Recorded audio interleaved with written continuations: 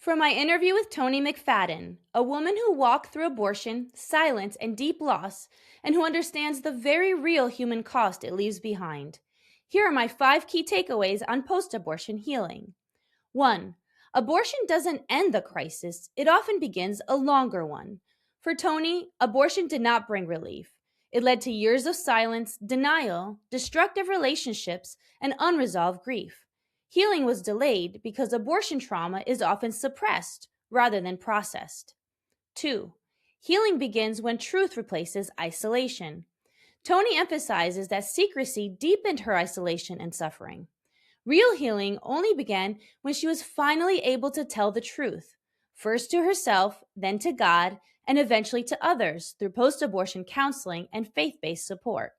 Silence protects shame. Truth creates the conditions for healing.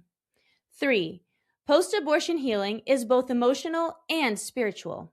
Toni describes abortion not just as a physical event, but one that affected her spiritually, altering her sense of identity, worth, and purpose.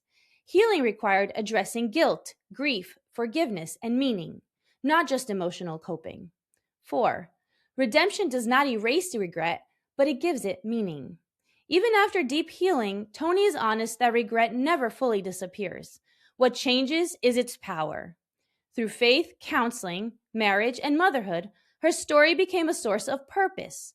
Redemption doesn't pretend the loss didn't happen. It transforms how the loss is carried.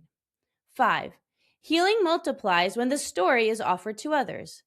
One of the most striking moments in Toni's journey is realizing her story wasn't just for her own healing.